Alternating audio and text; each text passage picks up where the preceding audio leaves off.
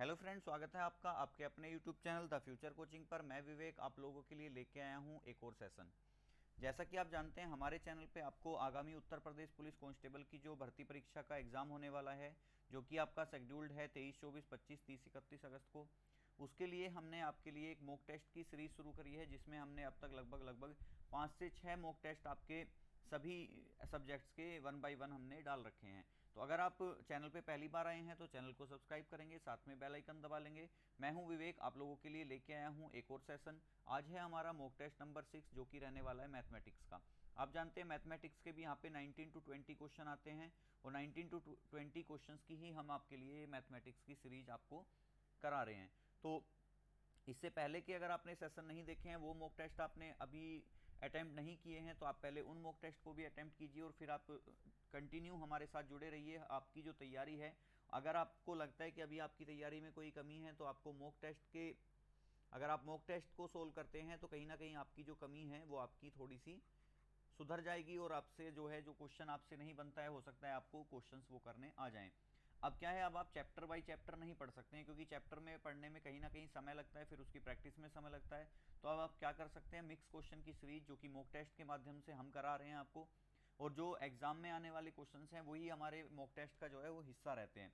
क्योंकि हमारा जो टारगेट है वो यही है कि जिसने अभी कुछ नहीं पढ़ा है, या उसकी पढ़ाई जो हुई है वो उतने स्तर की नहीं हो पाई है जितनी होनी चाहिए थी, उसके लिए हमने ये स्पेशली मॉक टेस्ट की सीरीज शुरू की है। तो जिनकी तैयारी हो चुकी है उनके लिए वेल एंड गुड, और जिनकी तैयारी अभी कमी है तो वो मॉक टेस्ट के माध्यम से अपनी जो अप्रोच है उसको सुधार सकते हैं। क्योंकि जो हमारे क्वेश्चंस होते हैं, जितने भी हम मॉक टेस्ट में क्वेश्चन रखते हैं, उसमें मोस्टली जो क्वेश्चंस हैं वो उसी पैटर्न पे आधारित हैं जो आपके पीवाईक्यू में आप पूछे जाते हैं या पूछे गए हैं। तो चलिए शुरू करते हैं आज का मॉक टेस्ट। चैनल पे पहली बार आए हैं तो चैनल को सब्सक्राइब करेंगे, साथ में बेल आइकन दबा लेंगे ताकि आपको सभी अपडेट्स और नोटिफिकेशन मिलते रहें। साथ में आप हमारे टेलीग्राम चैनल से जुड़ जाएंगे, जिसका लिंक आपको डिस्क्रिप्शन में मिल जाएगा। नहीं तो आप टेलीग्राम के सर्च बॉक्स में जाके बिना स्पेस दिए द फ्यूचर कोचिंग अगर आप डाल देते हैं तो भी आप हमारे चैनल पे पहुंच जाएंगे, और वहाँ पे जाके आप ज्वाइन बटन पे क्लिक करके हमारे टेलीग्राम चैनल से जुड़ सकते हैं। वहाँ आपको फ्री स्टडी मटेरियल, इस क्लास की पीडीएफ और भी बहुत सारे नोट्स जो हैं, handwritten notes, printed notes, और आपके जितने भी शॉर्ट नोट्स हो सकते हैं वो हम आपको अपने टेलीग्राम चैनल के माध्यम से प्रोवाइड कराते रहते हैं। और कोई भी गवर्नमेंट एग्जाम से रिलेटेड जो अपडेट होती है उसकी अपडेट भी हम आपको टेलीग्राम चैनल के माध्यम से आपको प्रोवाइड करा देते हैं। तो टेलीग्राम चैनल से नहीं जुड़े हैं तो एक बार ज़रूर जुड़ जाएंगे। चलते हैं, शुरू करते हैं आज के सेशन को। लाइक कर देना वीडियो को एक, अगर आपको सेशन पसंद आए, और दोस्तों को एक बार अपडेट जरूर दे देना कि आपको मॉक टेस्ट कराए जा रहे हैं, वो भी फ्री ऑफ कॉस्ट। शेयर कर देना वीडियो को दोस्तों के साथ। चलिए शुरू करते हैं। आज का पहला क्वेश्चन है, किसी निश्चित बिंदु से एक स्थान की दूरी 40 किलोमीटर है, मतलब चाल समय दूरी से संबंधित क्वेश्चन है हमारा। एक आदमी कुछ दूरी पैदल तय करता है तथा शेष दूरी 10 किलोमीटर प्रति घंटा की दर से 2.5 घंटे में साइकिल से तय करता है। उसने पैदल कितनी दूरी तय की? आपसे पूछा है, देखिए टोटल दूरी कितनी है, 40 किलोमीटर है, जिसमें से 10 किलोमीटर प्रति घंटा की चाल से 2.5 घंटे तक यात्रा की जाती है। तो मुझे बताओ साइकिल से उसने कितनी दूरी तय करी? आप कह दोगे कि साइकिल से तय की गई दूरी है, दूरी बराबर होता है चाल गुना समय। अब आपको पता है साइकिल की चाल कितनी है, 10 किलोमीटर प्रति घंटा, समय कितना लग रहा है, 2.5 घंटा। 2.5 घंटे को मैं क्या लिख सकता हूँ, 2 से ही 1/2, और 2 से 1/2 कितना होता है, 5/2। 2 से इसे काटेंगे 5, और 5 पंजे 25, मतलब उसने 40 किलोमीटर में से 25 किलोमीटर की दूरी जो है वो साइकिल से तय करी है। टोटल 40 था, तो 40 में से अगर मैं 25 को माइनस कर दूं तो कितना आएगा, तो उसने पैदल कितनी दूरी तय करी, पैदल उसने तय करी है 15 किलोमीटर। और यही मुझसे इस क्वेश्चन में पूछा गया है कि उसके द्वारा पैदल तय की गई दूरी कितनी है। तो आंसर क्या हो जाएगा हमारा, राइट आंसर हो जाएगा ऑप्शन नंबर ए, जो कि कितना है, 15 किलोमीटर। और उम्मीद करूंगा ये चीज़ आप अच्छे से समझ गए होंगे। आसान क्वेश्चन था। बढ़ते हैं नेक्स्ट क्वेश्चन की ओर। नेक्स्ट क्वेश्चन है हमारा टाइम एंड वर्क से। देखिए चैप्टर की वीडियो अगर आप देखना चाहते हैं तो आप स्पीड 1.25 या 1.5 करके, हमारे चैनल पे पूरी की पूरी वीडियोस पड़ी हुई हैं आप वहाँ जाके पूरी वीडियो भी देख सकते हैं, आपका रिवीजन हो जाएगा, आप जल्दी जल्दी उसे देख पाएंगे। क्वेश्चन नंबर 2 है हमारा, ए और बी एक साथ किसी कार्य को 12 दिन में कर सकते हैं, बी और सी एक साथ उसी कार्य को 15 दिन में कर सकते हैं, जबकि ए और सी एक साथ उसी कार्य को 20 दिन में कर सकते हैं। अगर ए, बी और सी एक साथ कार्य करते हैं तो कितने दिनों में कार्य खत्म हो जाएगा। देखिए हमें क्या दे रखा है कि अगर A प्लस बी काम करते हैं तो काम खत्म होता है 12 दिन में, ठीक है। B प्लस सी काम करते हैं तो काम खत्म होता है 15 दिन में, और A प्लस सी काम करते हैं तो काम खत्म होता है 20 दिन में। तो आपको समय दे रखा है। देखिए टाइम एंड वर्क में हमें एक एलसीएम लेना होता है जो कि होता है हमारा कुल कार्य, ठीक है। अब 12, 15 और 20 का एलसीएम कितना आएगा 60। तो अगर मैं, देखिए आपको पता होगा कि भाई कार्य बराबर होता है आपका क्षमता गुना समय। समय बराबर होता है कार्य बटे क्षमता, कि भाई समय बराबर कितना होता है कार्य बटे क्षमता। और उसके बाद अगर हम क्षमता निकालनी हो तो क्षमता बराबर होती है कार्य बटे समय के। तो ये 3 फॉर्मूले आपको टाइम एंड वर्क में याद रखने हैं, या वर्क एंड टाइम आप कह सकते हो। तो सबसे पहले देखो आपके पास समय है, कुल कार्य है, तो मैं यहाँ पे क्या निकाल लूंगा, एफिशिएंसी निकाल दूंगा। तो क्षमता कितनी कितनी आएगी, देखिए आपको पता है ए और बी मिलके काम कर रहे हैं, एक दिन में कितना काम, सॉरी काम कितना कर रहे हैं 12 दिन में कर रहे हैं कितना 60। तो एक दिन में कितना काम करते होंगे 5, क्योंकि देखिए क्षमता ही क्या होती है आपका एक दिन का कार्य। ये भी ध्यान रखना है आपको कि अगर आपके सामने एक दिन का कार्य आ जाए तो वो क्या होती है, व्यक्ति की क्षमता होती है। तो ए प्लस बी की क्षमता कितनी है 5, बी प्लस सी की कितनी आएगी 15 चौका 60, और ए प्लस सी की कितनी आएगी 20 या 60। आपको पता है ए प्लस बी की क्षमता कितनी है 5, बी प्लस सी की कितनी है 4, ए प्लस सी की कितनी है 3। आपको क्या कह रहा है ए बी सी 7 काम करे, तो देखो यहाँ पे ए प्लस बी है, बी प्लस सी है, ए प्लस सी है, तो यहाँ ए भी 2 बार आ रहा है, बी भी 2 बार आ रहा है, और सी भी दो बार आ रहा है, और इन सब का टोटल कितना आ रहा है 12। तो मैं ये कह सकता हूँ कि 2 इंटू ए प्लस बी प्लस सी बराबर किसके है 12 के है। तो ए प्लस बी प्लस सी बराबर किसके होगा, 2 से इसे काट देंगे 6 बचेगा। तो यानी कि ए प्लस बी प्लस सी की क्षमता कितनी है 6, कराना किससे, तीनों से ही कराना है, काम कितना है 60। तो समय बराबर क्या होता है कार्य बटे क्षमता, तो समय बराबर होता है कार्य बटे क्षमता, कार्य कितना कराना है 60, करते कितना है एक दिन में 6, तो आंसर कितना आएगा मेरा 10। दिन में है तो दिन में आंसर आएगा, घंटे में है तो घंटे में आंसर आएगा। अभी मुझे दिन में आंसर दे रखा है तो आंसर कितना आ गया मेरा 10 दिन। तो ऑप्शन नंबर ए क्या हो जाएगा मेरा, ऑप्शन नंबर ए हो जाएगा मेरा इस क्वेश्चन का भी राइट आंसर। बढ़ते हैं नेक्स्ट क्वेश्चन की ओर। Question number 3। क्वेश्चन नंबर 3 क्या कह रहा है, एक आयताकार बरामदा जिसकी लंबाई 22.5 मीटर तथा चौड़ाई 5 मीटर है में कम से कम संख्या के कितने वर्गाकार टुकड़े लगाए जा सकते हैं, या फिर हम कह सकते हैं कितने वर्गाकार टाइल के टुकड़े लगाए जा सकते हैं। ये क्वेश्चन आ गया है हमारा मेंसुरेशन से। आपको पता है आयताकार बरामदा है तो कुछ इस तरीके से होगा,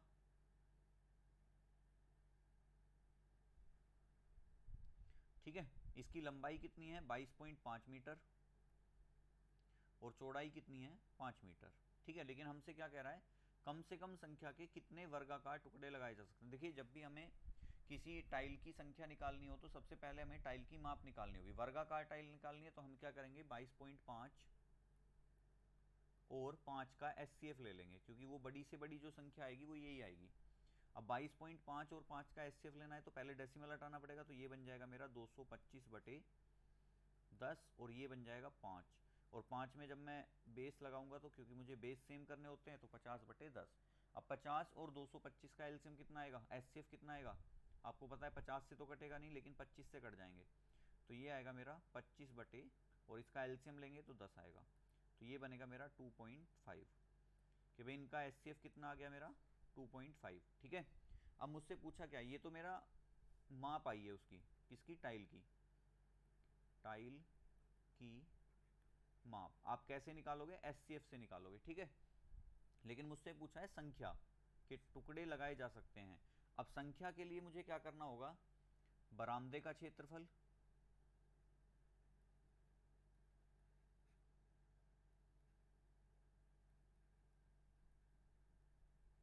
अपॉन टाइल का क्षेत्रफल।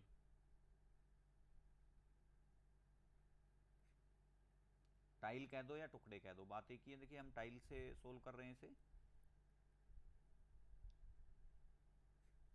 तो बरामदे का क्षेत्रफल क्या होगा, आपको पता है आयत का क्षेत्रफल क्या होता है, आयत का क्षेत्रफल होता है L इंटू बी। अब L कितना है मेरा 22.5 और B कितना है मेरा 5, ठीक है, अपॉन टाइल का क्षेत्रफल कितना आएगा 2.5 इंटू 2.5, क्योंकि वर्गाकार टाइल है तो ए स्क्वायर होता है, ए स्क्वायर क्या होगा हमारा 2.5 इंटू 2.5। अब देखिए इस पॉइंट से ये पॉइंट खत्म हो गया और इस पॉइंट से मैं गुना यहाँ पे 10 कर लेता हूँ। आपको पता है 25 निम्मा 225 होते हैं और 5 पंजे 25 होते हैं, 5 दूनी 10 होते हैं, 9 दूनी आपका आंसर आ जाएगा 18। मतलब मुझे यहाँ पे 18 टाइलों के टुकड़े चाहिएंगे, तो मुझे ये बरामदे का जो है पूरा पूरा माप हो जाएगा 12, 18, 36 और 9। तो राइट आंसर क्या होगा, ऑप्शन नंबर बी हो जाएगा मेरा यहाँ पे राइट आंसर। सेशन पसंद आ रहा है तो सेशन को एक बार लाइक कर देंगे और एक बार वीडियो को दोस्तों के साथ शेयर जरूर कर देंगे। चैनल पे पहली बार आए हैं तो चैनल को सब्सक्राइब कर लेंगे, साथ में हमारे टेलीग्राम चैनल से जुड़ जाएंगे जिसका लिंक आपको डिस्क्रिप्शन में मिल जाएगा। चलिए बढ़ते हैं नेक्स्ट क्वेश्चन पे। नेक्स्ट क्वेश्चन है क्वेश्चन नंबर 4। क्वेश्चन क्या कह रहा है हमारा, एक कंपनी ने 1000 मशीनें निर्मित की। कितनी मशीन बनाई है, 1000। इनमें से 20% को कुछ दोषों के कारण बेचा नहीं जा सका। अब 1000 का 20% कितना होगा, 1000 का 20% हो जाएगा आपका 20 × 200। बची हुई मशीन कितनी, 800, ठीक है भाई। मैंने ब्रेक कर लिया डिफेक्टेड पीस में और सही पीस में। दोषपूर्ण मशीनों पर ध्यान दिया गया और उनमें से 95% को बेच दिया गया। अब आप मुझे बताओ 200 मशीनें दोषपूर्ण थी जिनमें से 95% फिर से बेच दी गई। अब 200 का 95% कितना, 95/100 और 90 दूनी 180, 5 दूनी 10, ये बन जाएगा 190। मतलब 200 में से 190 बिक गई, बची कितनी 10, और उन्हें 95% को अंततः बेचा गया, जबकि बाकी को निकाल दिया गया। निर्मित मशीनों के संबंध में उन मशीनों का प्रतिशत क्या है जिन्हें बेचा नहीं जा सका। तो क्या आपको पता है 10 मशीनें नहीं बेची गई, कितने में से, 1000 में से, क्योंकि निर्मित तो 1000 हुई थी, और गुना प्रतिशत के लिए क्या आ जाएगा 100, तो 3 जीरो से 3 जीरो कट जाएगी, आंसर क्या आएगा मेरा 1%। तो यहाँ पे आंसर है 1, 12, 5 और 20। तो राइट आंसर क्या हो जाएगा मेरा, ऑप्शन नंबर ए हो जाएगा मेरा यहाँ पे राइट आंसर, जो कि कितना है 1% है। क्वेश्चन केवल देखने में लेंदी था, क्वेश्चन में और कुछ नहीं था, सिंपल क्वेश्चन था, आप इजीली कर पाएंगे। नेक्स्ट क्वेश्चन क्या कह रहा है, क्वेश्चन नंबर 5 आज की क्लास का हमारा। क्वेश्चन क्या कह रहा है एक बार देखेंगे। 250 मीटर लंबी एक रेलगाड़ी का सिग्नल पर खड़े एक व्यक्ति को 15 सेकंड में पार करती है रेलगाड़ी की चाल ज्ञात कीजिए। देखिए 250 मीटर लंबी रेलगाड़ी एक सिग्नल पर खड़े व्यक्ति को 15 सेकंड में पार कर जाती है, रेलगाड़ी की चाल बताइए। चाल बराबर होता है आपका दूरी बटे समय। दूरी कितनी है, रेलगाड़ी की लंबाई के बराबर, तो 250 मीटर। समय कितना ले रही है वो, 15 सेकंड का। आपको पता है दूरी बटे समय हो जाएगा, लेकिन हमें जो चाल पूछी है वो किलोमीटर प्रति घंटे में पूछी है, ठीक है। सब में जो ऑप्शन है वो किलोमीटर प्रति घंटा है, और ये जो मेरी चाल आएगी वो मीटर प्रति सेकंड के हिसाब से आएगी, ठीक है। क्योंकि भाई दूरी मीटर में है, समय सेकंड में है, तो चाल भी किस में आएगी, मीटर प्रति सेकंड में। लेकिन मुझे किस में बदलना है, किलोमीटर प्रति घंटे में। तो मैं गुना कर दूंगा 18/5 से। कटेगा नंबर, 5 से इसे काटेंगे 50 बार, 5 तिया 15, 5 दही 50, 3 से काटा इसे 6 और 10 छिंग 60। तो ये बन जाएगा मेरा 60 किलोमीटर प्रति घंटा। रेलगाड़ी की चाल कितनी है, 60 किलोमीटर प्रति घंटा है, ठीक है। तो ऑप्शन नंबर बी हो जाएगा यहाँ पे मेरा राइट आंसर, जो कि है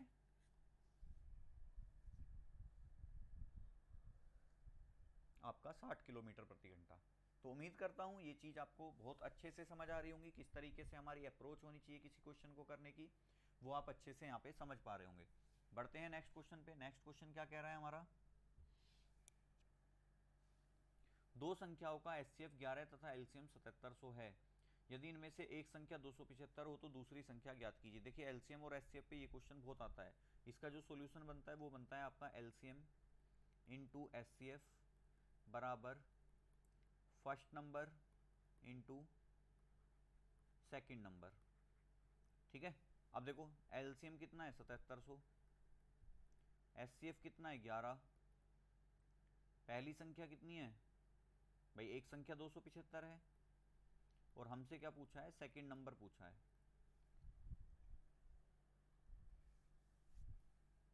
कट जाएगा नंबर, 11 एकम 11, 11 दूनी 22, 5 बचेगा, 11 पंजे 55, 25 थी 75, बचा कितना 2, 25 अट्ठे 200, लेकिन जीरो लग जाएगी, यहाँ आंसर आएगा मेरा 308। तो सेकंड नंबर कितना है मेरा, सेकंड नंबर हो जाएगा मेरा 308। ऑप्शन नंबर ए ही मुझे क्या दे रखा है, आंसर दे रखा है 308। तो राइट आंसर क्या हो जाएगा मेरा, ऑप्शन नंबर ए हो जाएगा यहाँ पे राइट आंसर। चलिए बढ़ते हैं नेक्स्ट क्वेश्चन की ओर। नेक्स्ट क्वेश्चन क्या कह रहा है हमारा, नेक्स्ट क्वेश्चन है दो अंकों की एक संख्या के अंकों को परस्पर बदलने से प्राप्त संख्या मूल संख्या से 18 अधिक है।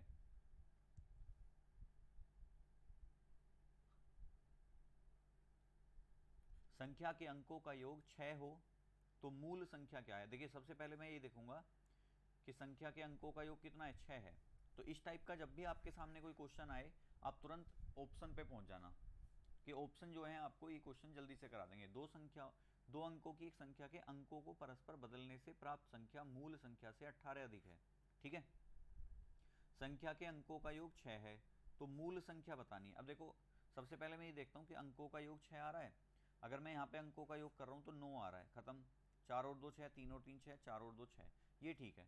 अब क्वेश्चन क्या कह रहा है, दो अंकों की एक संख्या के अंकों को परस्पर बदलने से प्राप्त संख्या।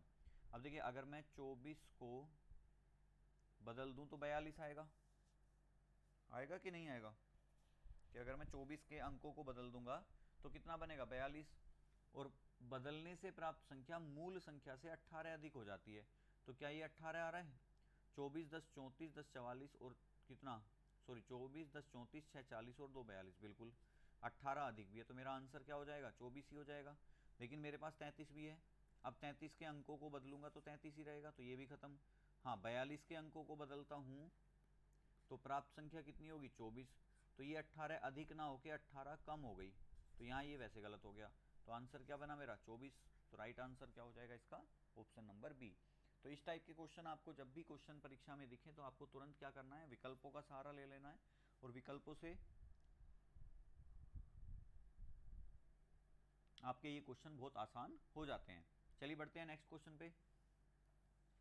नेक्स्ट क्वेश्चन है हमारा औसत से। औसत भी ऐसा चैप्टर होता है कि ये कभी एग्जाम में आपका खाली नहीं जाता, कोई ना कोई क्वेश्चन आपका औसत से जरूर बनता है।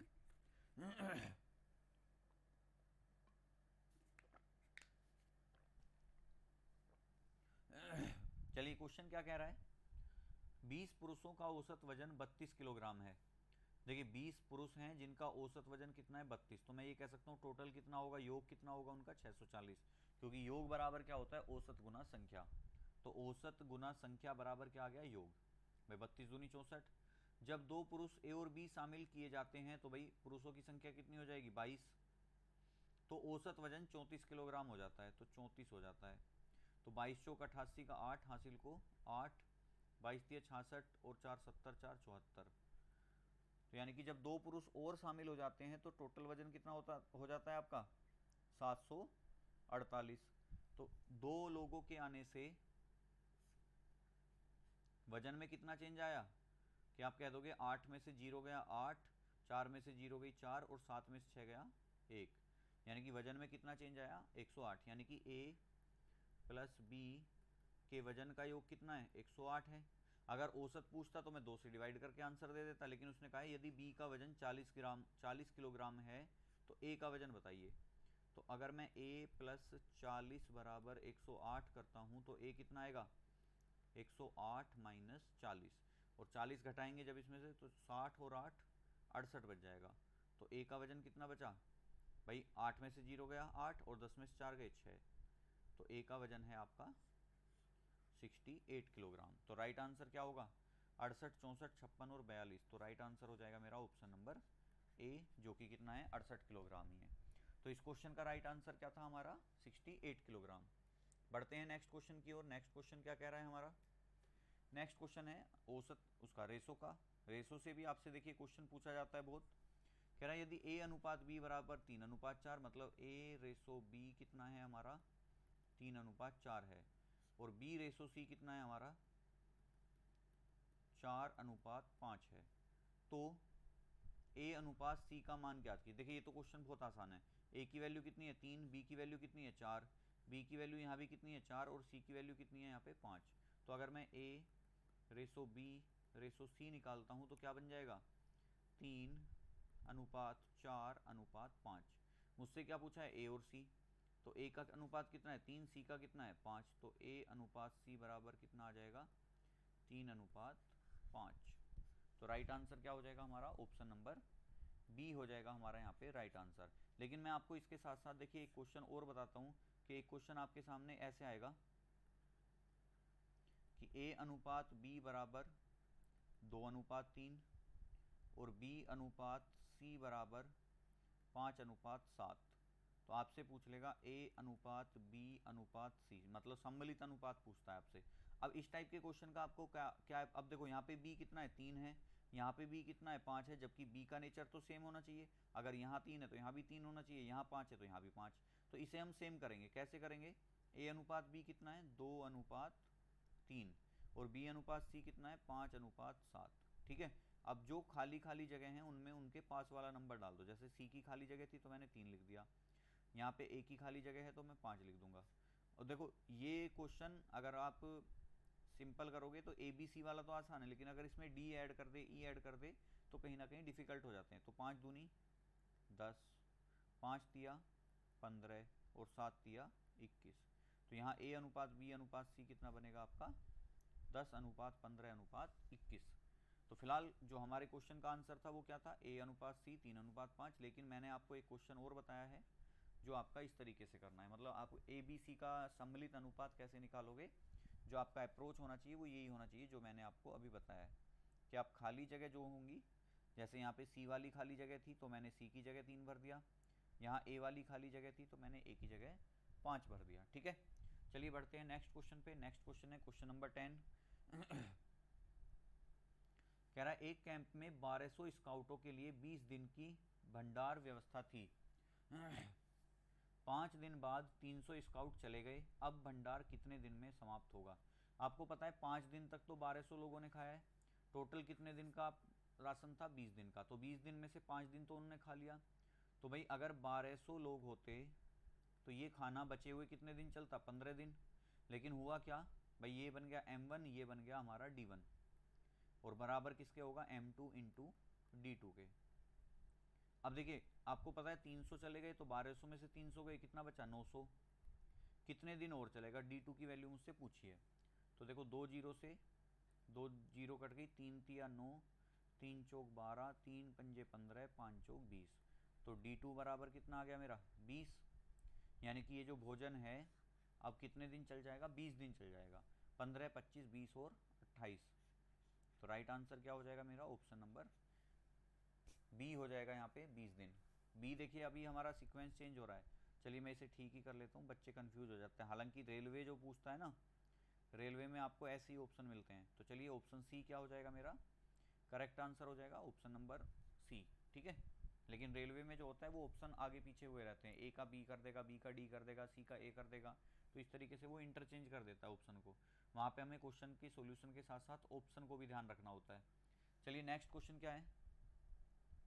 नेक्स्ट क्वेश्चन फिर से हमारा मेंसुरेशन से आ गया है। मेंसुरेशन में हमसे क्या पूछा है कि एक गाय 40 मीटर लंबे और 24 मीटर चौड़े आयताकार घास के मैदान के कोने पर गाड़ी गई खूंटी से 14 मीटर लंबी रस्सी से बांधी गई है, गाय कितने क्षेत्र पर चर सकती है।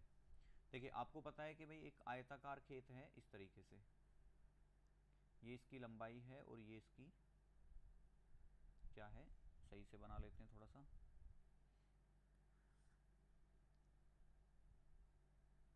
चलिए चौड़ाई कितनी है,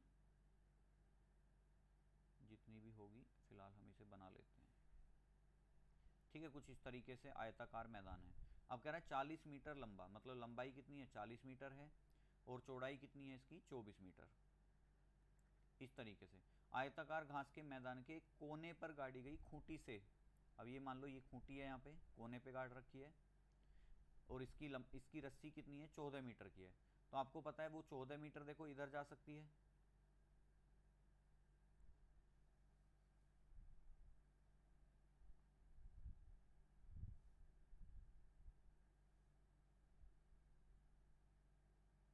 आपको पता है कि गाय जो है वो 14 मीटर, देखो पेन चेंज कर लेता हूँ मैं थोड़ा सा एक बार, इस तरीके से मान लो वो यहाँ पे बंधी हुई है इस पे, ठीक है, और यहाँ से वो कितना चलेगी 14 मीटर देखो इधर जा सकती है और 14 मीटर वो इधर जा सकती है।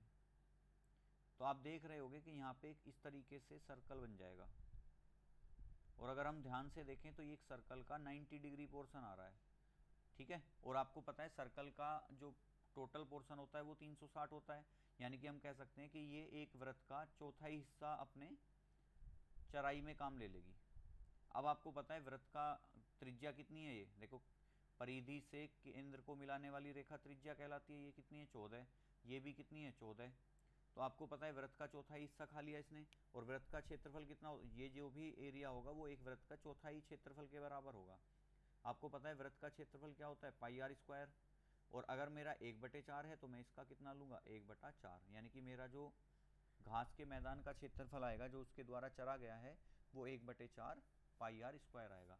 अब 1/4 गुना पाई का मान कितना होता है 22/7 गुना आर स्क्वायर यानी कि 14 गुना 14, ठीक है। तो 7 से काटा, 2 बार 2 दूनी 4, 2 से इसे काट लिया 11। अब मेरे पास वैल्यू बच गई केवल 11 गुना 14 और बराबर किसके आएगा 14 दाई 140 और 14 एकम 14 154 के, 154 मीटर स्क्वायर। क्यों, क्योंकि देखिए आंसर जो बनेगा वो वर्ग मीटर में बनेगा। तो आंसर क्या आ जाएगा मेरा यहाँ पे 154 वर्ग मीटर। ऑप्शन नंबर ए ही मुझे क्या दे रखा है 154 वर्ग मीटर दे रखा है, तो ध्यान रखेंगे इस चीज़ का, ठीक है। अच्छा क्वेश्चन था, उम्मीद है आपके सामने भी ऐसा क्वेश्चन बन जाए, क्या पता। तो कुछ भी आ सकता है, देखिए जो पेपर बंद पैकेट में आएगा उसमें पता नहीं क्या लिखा हुआ है क्या नहीं है, तो कोशिश करनी है हमें हर टाइप का एरिया जो है मैथ का वो निकाल के रखना है। चलिए नेक्स्ट क्वेश्चन क्या कह रहा है, नेक्स्ट क्वेश्चन हमारा अनुपात समानुपात से ही है। क्वेश्चन क्या कह रहा है 11 रुपये 70 पैसे की एक धनराशि में 1 रुपये 50 पैसे और 5 पैसे के सिक्के 3:5:7 के अनुपात में हैं, तो इसमें 50 पैसे के सिक्कों की संख्या ज्ञात कीजिए। आपको पता है कि सिक्कों का मूल्य कितना है, मूल्य है मेरा 1 रुपये 50 पैसे और 5 पैसे। तो मैं क्या करता हूँ, देखिए मेरे क्वेश्चन में रुपए भी पॉइंटों में आ रहे हैं, तो मैं पूरे क्वेश्चन को पैसे में बदल लेता हूँ। तो मैं 1 रुपये को क्या लिख सकता हूँ, 1 रुपये को मैं लिख सकता हूँ यहाँ पे 100 पैसे, ठीक है। कितने लिख सकते हैं 100 पैसे। अब इनका अनुपात कितना कितना है 3:5, और देखो 11 रुपये 70 पैसे में अगर मैं 100 से गुना करूंगा तो कितना आएगा, 0 से 0 कट गई, सॉरी 2 अंक है ना, तो ये 1170 पैसे बनेंगे, क्योंकि 2 अंक हैं दशमलव के, तो 100 से गुना करेंगे, कटेगी नहीं, ये मैं गलती से बोल दिया था, ये 100 ही रहेगा। तो 11.70 गुना 100 कितना आएगा 1170 पैसे, ठीक है। चलिए 100 पैसे के कितने 3, 50 पैसे के कितने 5, क्योंकि अनुपात संख्या दे रखी है, संख्या का अनुपात कितना है 3:5:7। तो अगर मैं इन्हें अपने पैसे मान लूँ तो 100 पैसे के 3 सिक्के हैं तो कितने पैसे हो गए 300, 50 पैसे के 5 सिक्के हैं तो कितने पैसे हो गए 250 पैसे, और 5 सत्ते 35। अगर मैं सारे पैसे जोड़ूं तो मेरे अकॉर्डिंग कितने बन रहे 300 200 500 और 50 और 35 85, यानी कि 585। क्वेश्चन के अकॉर्डिंग कितने बन रहे हैं 1170। भाई मेरे अकॉर्डिंग 585 है, क्वेश्चन के अकॉर्डिंग कितने हैं 1170। तो देखो 117 धाई 1170 और 117 100 पंजे 500 17 पंजे 85, तो ये होगा 5, और एक की वैल्यू आ जाएगी आपकी यहाँ पे 5 दूनी 10, एक की वैल्यू 2 है। आपसे पूछा है 50 पैसे के सिक्के, 50 पैसे के कितने सिक्के हैं 5 के अनुपात में, 1:2 के बराबर है, तो 5 अनुपात कितने के बराबर होगा 2 गुना 5 बराबर 10, यानी कि उस पर 50 पैसे के कितने सिक्के हैं? 10। तो ऑप्शन नंबर बी हो जाएगा मेरा यहाँ पे करेक्ट आंसर, जो कि है 10। अगर मुझसे पूछता 1 रुपये के कितने सिक्के हैं, तो 2 तिया 6, 5 पैसे के 7 दूनी 14।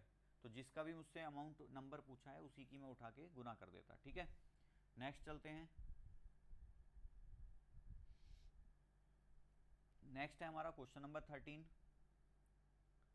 क्वेश्चन नंबर 13 हमसे पूछा गया है प्रॉफिट एंड लॉस से। कृष्णा ने 10 रुपये प्रत्येक की दर से 100 पेंसिल खरीदी और उन्हें 20% की छूट देने के बाद उन्हें 12 रुपये प्रत्येक की दर से बेच दिया। यदि उसने कोई छूट नहीं दी होती तो उसका लाभ प्रतिशत क्या होता?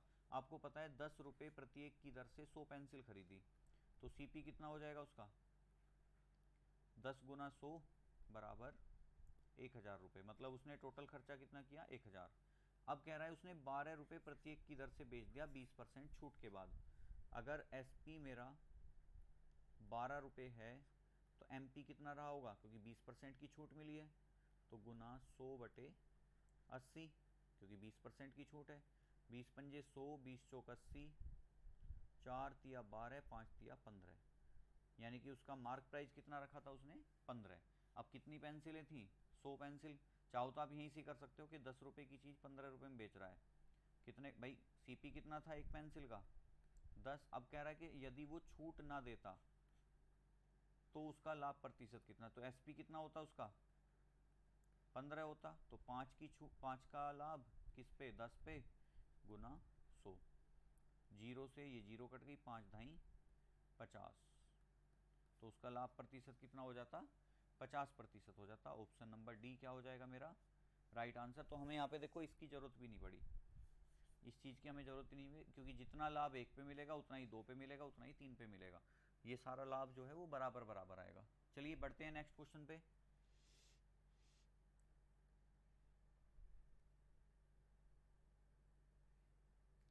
नेक्स्ट क्वेश्चन कह रहा है किसी वस्तु पर 2 बार क्रम से 40% और 20% की छूट दी जाती है। यदि एक बार में ही छूट देनी हो तो उसका मान क्या होगा? मतलब 40% और 20% का समतुल्य बट्टा आपसे पूछा है। देखिए कभी भी जो है आपको पता है 40% प्लस 20% कितना आएगा? 60% आएगा। लेकिन समतुल्य बट्टा कभी भी इनके योग के बराबर नहीं होता, इनसे कम ही होता है। तो अगर मैं ऑप्शन देखूं तो मेरा 60% और 62% तो वैसे ही कट जाएगा। अब बचेगा क्या मेरा? 50 और 52। अब इन दोनों में से देखते हैं कौन सा आएगा। मैं क्या करूँगा, ए प्लस बी प्लस ए गुना बी बटे 100 कर सकता हूँ यहाँ पे। ठीक है, कि अगर आपको समतुल्य बट्टा निकालना है तो देखिए ये माइनस की है सब वैल्यू, क्योंकि बट्टा जो होता है हमेशा घटता है। तो माइनस के 40 प्लस माइनस के 20 प्लस माइनस के 40 गुना माइनस के 20 बटे 100। अब माइनस के प्लस माइनस क्या होता है? माइनस, तो ये कितना बनेगा? माइनस के 60 प्लस 2 जीरो से 2 जीरो कट गई, माइनस माइनस हो जाएगा प्लस, 4 दूनी 8, तो माइनस के 60 प्लस के 8 कितना बचा? माइनस के 52। तो यानी कि जो छूट आएगी वो कितनी आएगी? 52% आएगी। मैंने पहले कहा था 60 और 62 तो वैसे ही नहीं होंगे, तो आंसर क्या हो जाएगा मेरा यहाँ पे? ऑप्शन नंबर, देखिए फिर से ऑप्शन चेंज हो रहे हैं, तो ये बी है और ये सी है, तो बी हो जाएगा मेरा यहाँ पे राइट आंसर, जो कि कितना है? 52%। तो राइट आंसर यहाँ पे 52% हो जाएगा हमारा इस क्वेश्चन का राइट आंसर। बढ़ते हैं नेक्स्ट क्वेश्चन पे, और नेक्स्ट क्वेश्चन आ गया है हमारा डीआई सेक्शन से। और ये जो डीआई है हमारा, ये हिस्टोग्राम डीआई बोलते हैं इसे हम। क्या कह रहा है? मार्च 2015 में 5 कंपनियों के रंगीन टीवी की मांग व उत्पादन का जो ब्यौरा है हमें दे रखा है। मांग और उत्पादन, देखिए मांग कितनी है? 3000, उत्पादन कितना हुआ? ये शायद थोड़ा सा मिसप्रिंट हो रहा है, शायद ये क्वेश्चन अब हमारा दिक्कत करेगा। ये 500 है या 1500? एक बार मैं चेक करता हूँ इसे, क्योंकि ये क्वेश्चन कहीं ना कहीं अब हमें देखना पड़ेगा थोड़ा सा। देखिए ये 1500 ही होगा, बिल्कुल ये 1500 है, क्योंकि यहाँ पे देखो ये भी जीरो मिस हो रहा है, तो ये 1000 है यहाँ पे, ये मेरा 1500 है, ये मेरा 2200 है, ये 1200 है, ये 2700 है। ठीक है, चलिए क्वेश्चन, पहला क्वेश्चन पढ़ते हैं। देखिए सबसे पहले मांग वाला जो आपका हिस्टोग्राम है वो डार्क वाला है, और उत्पादन वाला जो है वो लाइट वाला है, ठीक है, मतलब ये उत्पादन का है, ये मांग का है। अब क्वेश्चन क्या कह रहा है, कंपनियां जिनकी मांग उत्पादन से अधिक है। तो देखिए मांग उत्पादन से अधिक किस किस की है, एक तो इसकी है, एक इसकी है और एक इसकी है। तीन कंपनियां ऐसी हैं जिनकी मांग उत्पादन से अधिक है। मांग उत्पादन से अधिक है की संख्या से उन कंपनियों की संख्या जिनका उत्पादन मांग से ज़्यादा है। अब जिनका उत्पादन मांग से ज़्यादा है तो उत्पादन देखो इसका मांग से ज़्यादा है और एक इसका ज़्यादा है, तो यानी कि का अनुपात कितना है, तो आंसर कितना आ जाएगा मेरा। देखिए जो डीआई वाला सेक्शन होता है वो बहुत आसान होता है, 3:2। तो पहला ऑप्शन ही क्या हो जाएगा मेरा यहाँ पे राइट आंसर हो जाएगा पहले क्वेश्चन का, जो कि है 3:2। ठीक है, चलिए नेक्स्ट क्वेश्चन पे चलते हैं। क्वेश्चन नंबर 16, सभी कंपनियों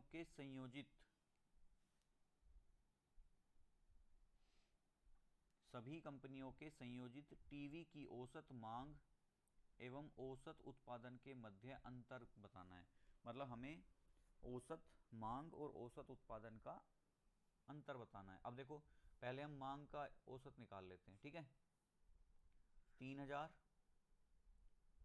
3600, 3600 और 2500 कितने हो जाएंगे, 36 4 40, 6100, 10 71 72 7300, 7300 और 7 और 3 10,300, 10,600, 10,600 बटे कितनी है, 1 2 3 4 5, तो 5 दूनी 10, 5 एकम 5, 5 दूनी 10, यानी कि मांग का औसत कितना है 2120। अब हम उत्पादन का औसत निकालते हैं, 1500 प्लस 1800, तो 15 दूनी 3 3300, 10 4300, 10 53, 10 63 7, 7000, 9200। उत्पादन कितना है 9200 है, डिवाइड करेंगे 5 से, 5 एकम 5, बचा 4, 5 अट्ठे 40, बचा 2, 5 चौक 20, 1840। अब 2120 और 1840 का अंतर, 0 12 में से 4 गए 8, 10 में से 8 गए 2, 280। ऑप्शन क्या है 280, 380, 480 और इनमें से कोई नहीं।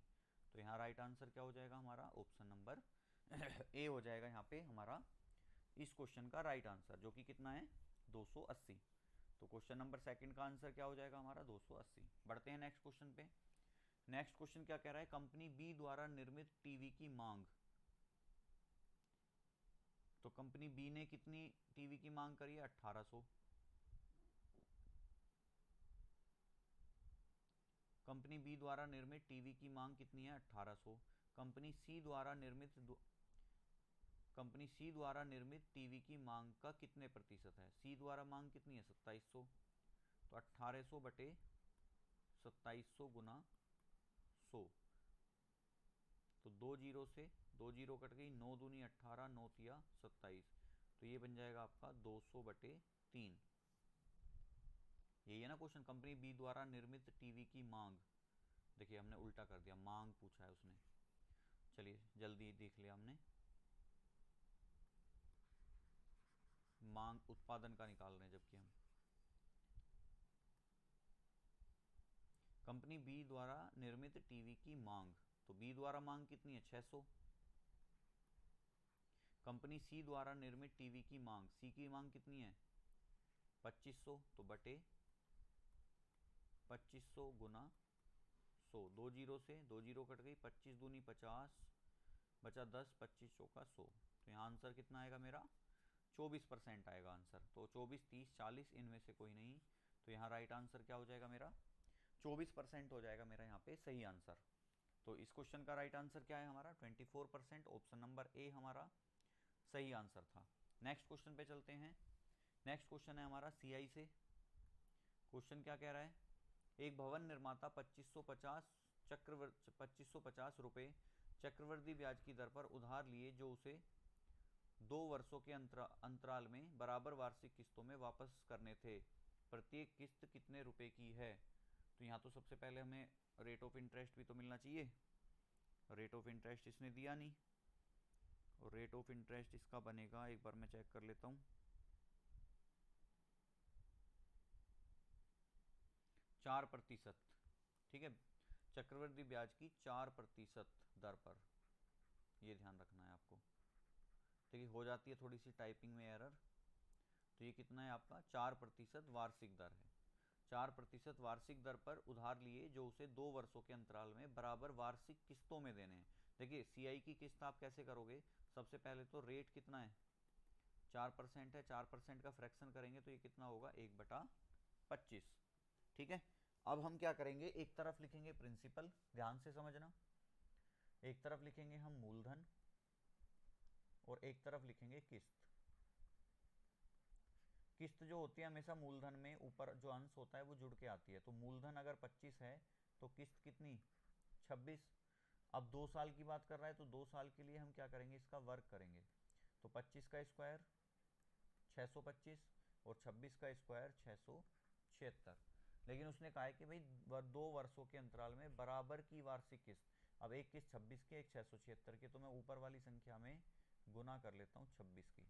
तो 26 की गुना 26 में करेंगे तो ये तो 676 आएगा, और 26 गुना 25 कितना आएगा 650। कैसे, 25 छिक्का 150 की 0, 25 दूनी 50 और 15 65। अब देखो 2 वर्ष की बात हुई है तो मैं जो 2 वर्ष लूंगा वो कौन से लूंगा, ये वाला, ये ऊपर वाला नंबर जो है वो कट जाएगा। अब मेरा जो वैल्यू ली जाएगी वो ये दोनों ली जाएंगी। प्रिंसिपल को हमेशा प्लस करते हैं, तो 600 दूनी 1200, 50 60 70 75, तो ये बना उसका 1275। मतलब उसके हमारे अकॉर्डिंग उसका प्रिंसिपल कितना है 1275, किस्त कितनी है 676।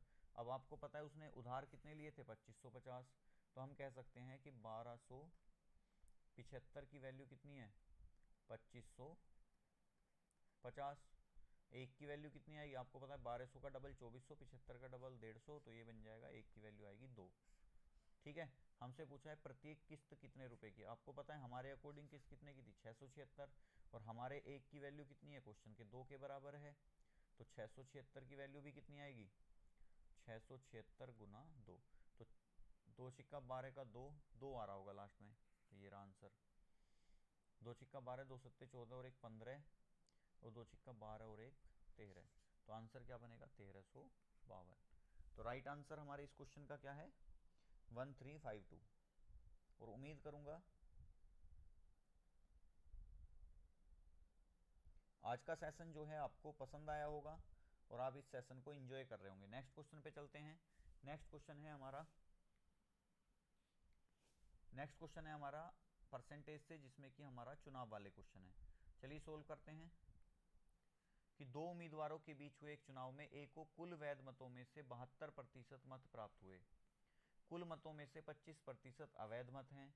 यदि कुल मत 8200 हैं तो अन्य उम्मीदवार को प्राप्त हुए वैध मतों की संख्या क्या है। देखिए टोटल वोट कितने हैं 8200, इनमें से अवैध कितने हैं 25%, तो बचे हुए कितने 75/100। अब ये टोटल क्या आ गया वैध मत आ गए। इन वैध मतों में से 72% मत मिले हैं जीतने वाले को, तो दूसरे को कितने मिले होंगे वैध मतों का 28%, 28/100।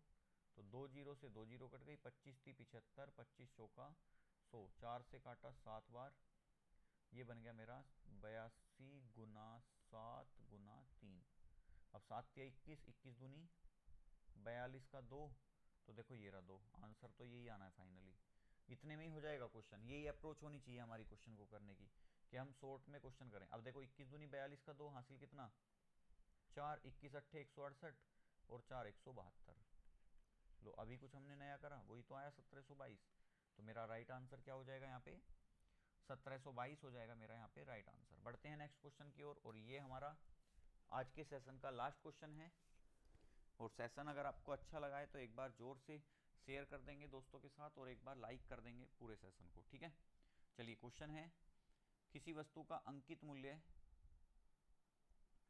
उसके लागत मूल्य से 600 अधिक है।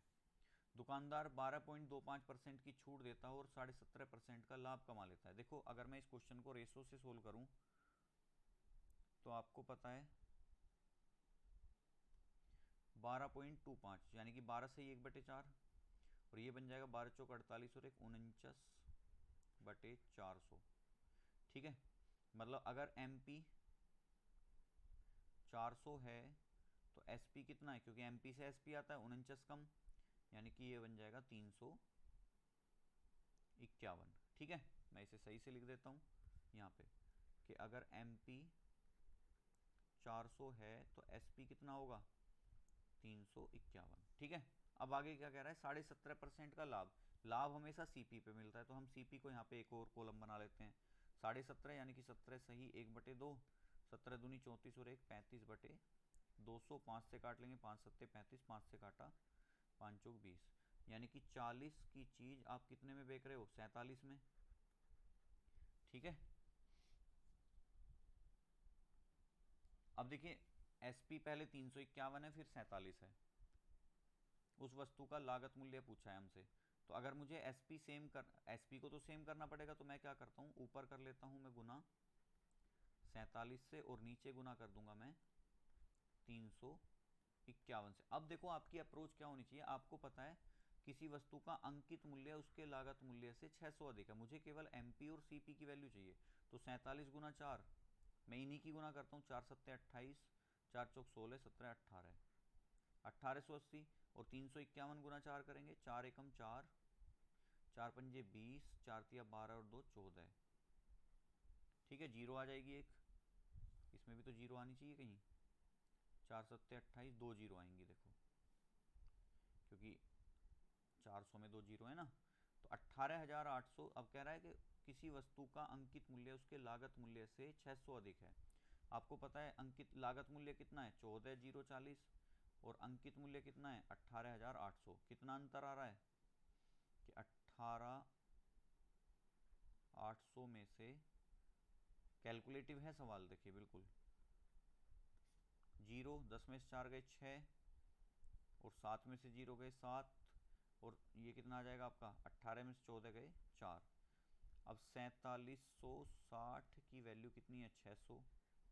एक की वैल्यू कितनी आएगी, 600 बटे 4760। हमसे क्या पूछा है, वस्तु का लागत मूल्य, यानी कि 140 40 की वैल्यू पूछी है। तो थोड़ा सा कैलकुलेटिव है क्वेश्चन, जीरो से जीरो कट जाएगी, 476 है, किसका स्क्वायर होता है, 476 तो किसी का भी नहीं होता वैसे, तो कटेगा कुछ ना कुछ नंबर, 400 या 1200, 6 या 1800 नहीं कटेंगे, 6 एकम 6, 6 सत्ते 42, 6 निम 54 नहीं कट रहा है। तो देखते हैं क्वेश्चन का आंसर बनेगा इसका,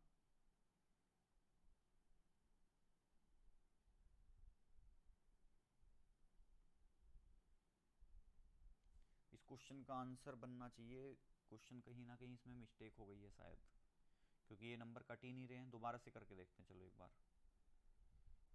भाई क्वेश्चन हमसे क्या कह रहा है कि किसी वस्तु का अंकित मूल्य उसके लागत मूल्य से 600 अधिक है, दुकानदार 12.25% की छूट देता है। तो अगर मैं MP मान लूँ 100, देखिए 100 तो पहली बात मान नहीं सकते, क्योंकि MP CP भी मानना पड़ेगा फिर। अब दोनों को सेम तो मान नहीं सकते, तो हम 100 नहीं मानेंगे इसे, इसका हमें करना तो फ्रैक्शन ही पड़ेगा। 12.25 यानी कि 12 सही 1/4, 12 चौक 48 और 1 49 बटे 400, यानी कि 400 की चीज पर 49 की छूट है। तो MP अगर 400 है तो SP कितना है, 51, 9, 60, 40, 100, 351। ठीक है, अब 17.5% का लाभ भी कमा रहा है, 17 सही 1/2%, 17 दूनी 34 और 1 35/200। 5 से काटा 7 बार, 5 से काटा 40 बार, तो 40 CP अगर है, ठीक है यहाँ तो नहीं लिखा जाएगा ये, क्योंकि रेशो भी बनाना है, कि अगर CP 40 है तो उसे लाभ कितने का हो रहा है, 7 का, तो ये कितना आएगा, 47 आएगा। क्वेश्चन तो हम सही कर रहे थे पहले भी। अच्छा, तो CP की SP कितना है, 351।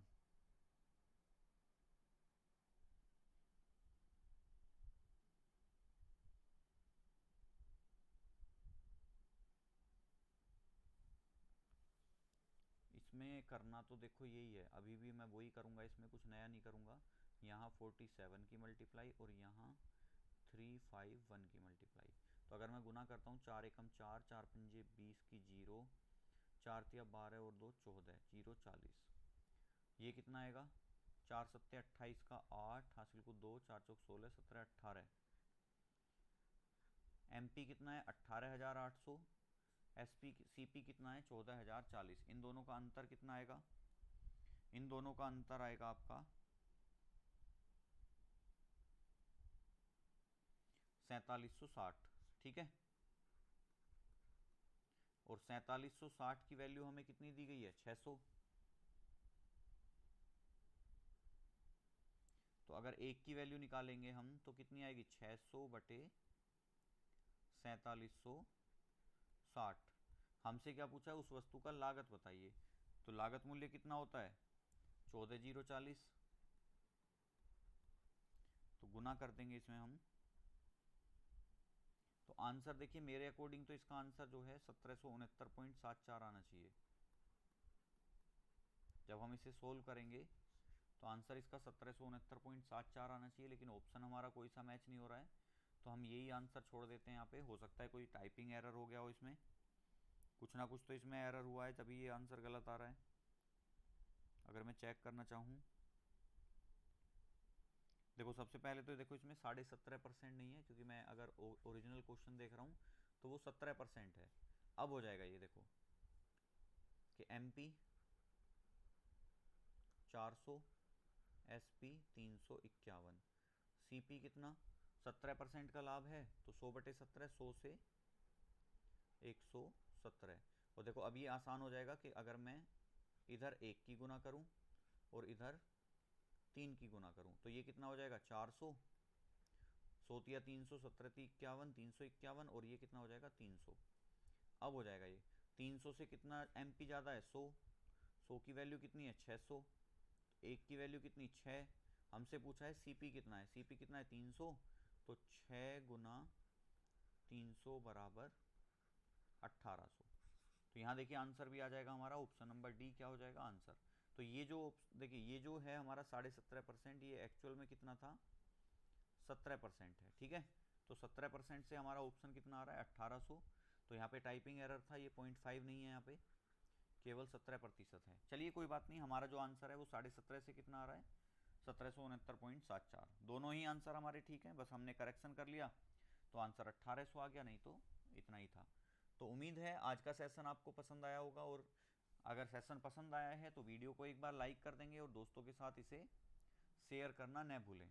चैनल पे पहली बार आए थे तो चैनल को सब्सक्राइब करना, क्योंकि यूपी पुलिस के बाद हम तुरंत अपना जो टारगेट बनाएंगे वो रेलवे एग्ज़ाम्स को बनाएंगे। रेलवे एग्ज़ाम में आपको पता है ALP का वैकेंसी है, आपकी टेक्नीशियन की वैकेंसी है, ग्रुप डी की वैकेंसी है, NTPC की वैकेंसी आने वाली है बहुत जल्द, तो उसको हम टारगेट करने वाले हैं, और इसी मॉक टेस्ट के माध्यम से ही हम अपने सारे सवाल करेंगे। तो मिलते हैं नेक्स्ट वीडियो में, तब तक के लिए तैयारी करते रहिए और जल्दी से अपना वर्दी पहनने का जो सपना है उसे पूरा करके हमारे साथ शेयर कीजिए। Thank you.